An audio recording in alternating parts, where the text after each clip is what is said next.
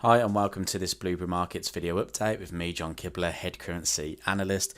In this video, we're going to go through the week ahead analysis, the first of the month as well. So it's going to be a pretty interesting video. So we're actually going to go through a little bit of a different format for this video. So I'd really like you to actually like the video or comment below if you like the format when we get to the end, and we're going to go through a few things before we get going into some charts. Now, first things first, we're going to go into the news for this week, and it's a huge news week. Not only do we have three or at least three central banks speaking this week, we have a pretty big meeting from the FOMC this week. This week is all going to depend on whether the Fed do taper or not. They've pretty much built up to the point where they're suggesting that they are going to start to taper in this meeting. Now, it's going to be pretty crucial if they do start to taper or if they do not start to taper. If they don't,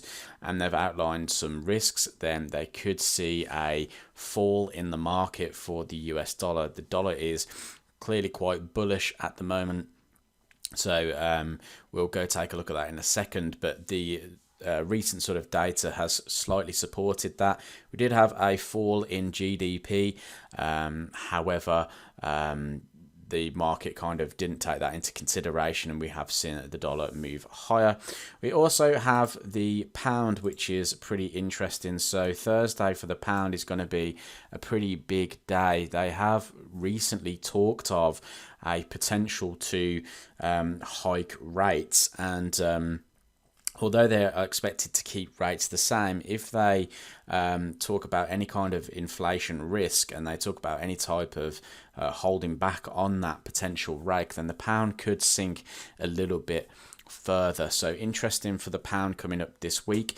We then finish the week with the job reports, and again, they are looking to be forecast a little bit stronger than the previous, and I think if we get sort of a double whammy here this week for the US, if they have a positive FOMC and talk about the tapering and the continuation of that tapering, they then get positive jobs, we could see the dollar index ramp up a little bit higher. Now, before we jump into that, I just basically got a few charts just to show you before going in. First one we're actually going to talk about is the correlation between the 10-year yields and the dollar index. Now, I have put up a couple of little sentences here just to read out, just so you understand the sort of processing of tapering.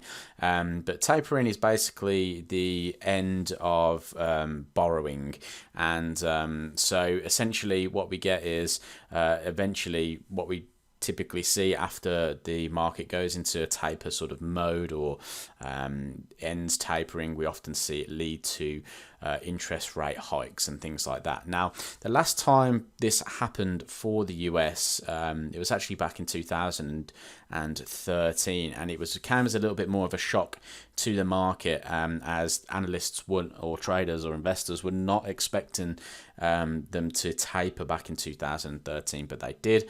And however, this time, like I've said before, basically the Fed have announced that they are potentially going to taper in this meeting. So if they do start to do that, then what typically happens when the Fed tapered previously was the 10-year yields rose.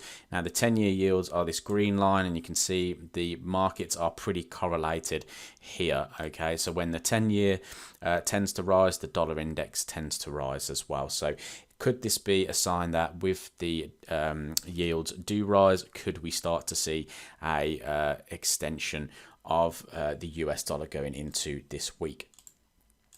Moving on to some seasonals then. So basically, when we go to the start of the month, we like to look at the seasonal seasonal heat map, and identify some best performing currencies, some worst performing currencies, or what assets tend to be performing well through this period. Now, we can see here that the worst performing markets typically through November are the Japanese yen and gold.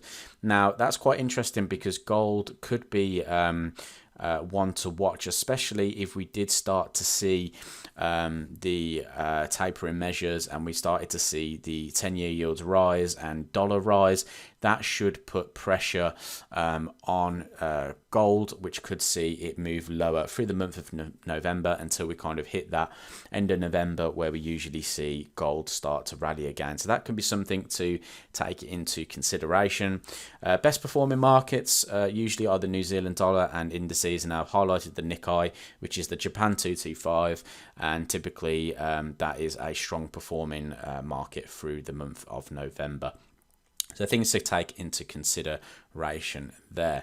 Now, what's interesting about the New Zealand dollar being the best performing currency, if we actually look at the currency heat map or the currency strength meter for this week, the gold line just through here, which is the New Zealand dollar, is showing us that it is continuing to rise at the moment, and that we could potentially look to trade it against weakening currencies. Now, the weakest currency of last week was the Canadian dollar. It actually dropped 4 places, suggesting that CAD could be one that is vulnerable in this week's trading.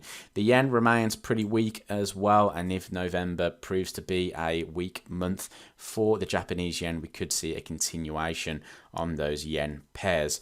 So I'm going to pause the video here. We're going to jump back into the charts. But like I said, if you like this new format for the week ahead analysis video, drop a video a like and let me know in the comment section down below. Let's jump onto a few charts. So dollar index last week tried to break below this previous structure level in here, really failed.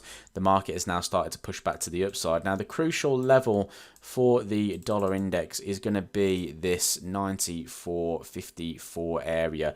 This is a recent swing high. Now this is actually quite a crucial level on the market because beyond this point there's a lot of fresh air above this area. So what I would expect to see, if we did see the Fed taper as planned, then we could see a rise with good job numbers. Now the downside to that is the tapering process priced in? Has the market said that, well, okay, the Fed have been talking about tapering, we've seen the price rise for a numerous amounts of weeks now, is that going to be a real shock to the market? Not really. So is that going to put a bit of a dampener on the US dollar? The only risk I see here is if price breaks below sort of 93.20s. If we get below this area, then the dollar may fall. And that just may be because the markets have already priced in the potential move here. However, strong jobs numbers could push prices higher here for the US dollar.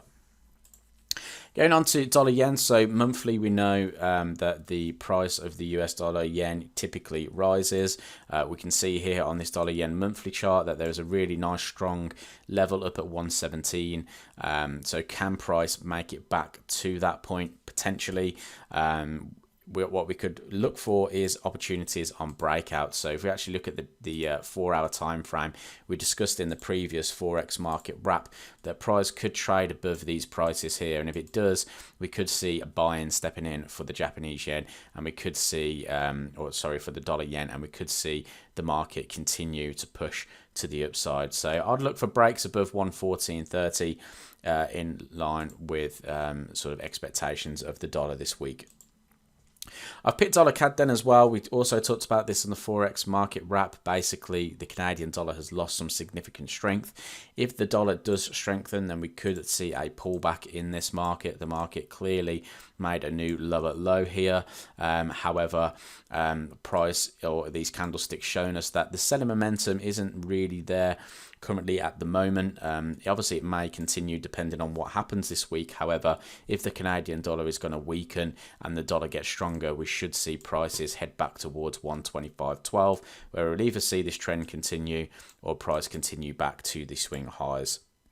Finally then, Kiwi yen could be one to watch. Kiwi, one of the strongest currencies this month. Yen, one of the weakest. We've seen that reflected on the strength meter as well. Could we see prices continue to rally to the upside here? Potentially. What I can see at the moment is we have a consolidative pattern after prices move to the upside. If we get a breakout of these prices, mainly around about this 81.85 as well. Looking at the dollar yen price, if dollar yen also breaks higher, then we could see Kiwi yen rally, with first targets being back at these previous swing highs. I hope you enjoyed this video update. If you did, leave it a thumbs up, subscribe to the YouTube channel for more of our Forex content. Let me know if you did like the new format of the week ahead analysis. Really appreciate your feedback. Thanks for watching. Speak to you in the next one.